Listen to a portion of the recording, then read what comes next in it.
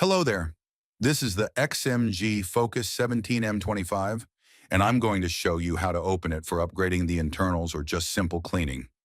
Removing the bottom plate is business as usual. 14 Phillips head screws hold it to the chassis.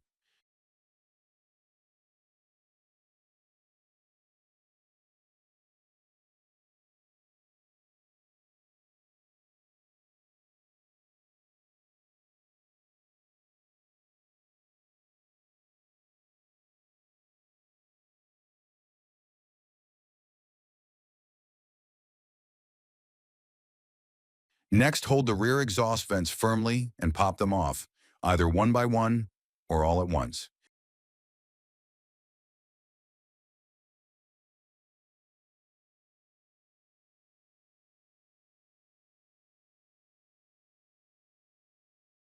Gently raise the plate, wiggle it a bit, and this should be enough.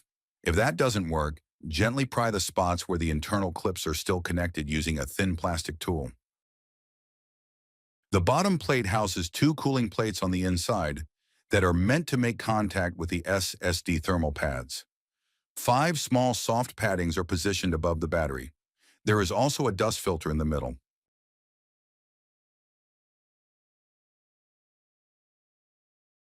The battery here is a 73 watt-hour unit. To take it out, pull down the connector and undo the 4 Phillips head screws that fix the unit to the base. The autonomous life on a single charge isn't long, just 3 hours and 42 minutes of 4K YouTube video playback.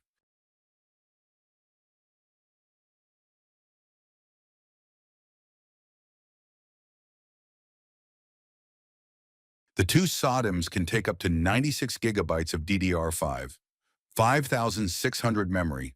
The bottom stick is cooled on both sides, while the top one relies on fresh air coming in from the top ventilation grill. You get two 2280M.2 slots compatible with Gen 4 drives. The system NVMe has a long thermal pad on top. Another smaller pad is placed underneath. This also reveals that the user-replaceable Wi-Fi 7 card is positioned in front of the slot, and the NVMe almost completely covers it. This may lead to connection issues, though I personally didn't experience any. The cooling looks pretty substantial. It comprises two 60mm fans, 4 heat sinks, 1 extra thick heat pipe shared between the CPU and the GPU, 2 solely dedicated to the graphics card, and 2 more for the processor that also extend over the GPU. The chipset is also cooled. 2 huge metal plates are positioned above the processor and the video card chips. A long heat spreader connects them to the top. Now let's remove the thermal system, pull out the fan connectors and unglue the tape around them.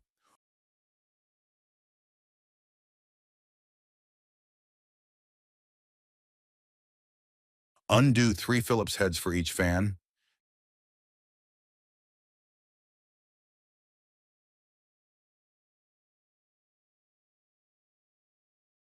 Next, there are 2 trios of screws around each chip and 1 below the chipset.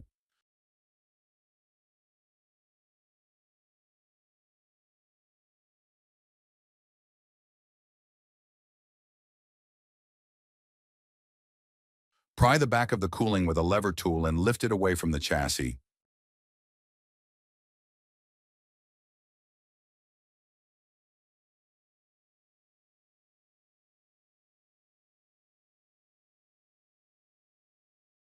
That's the bottom view of the thermal system.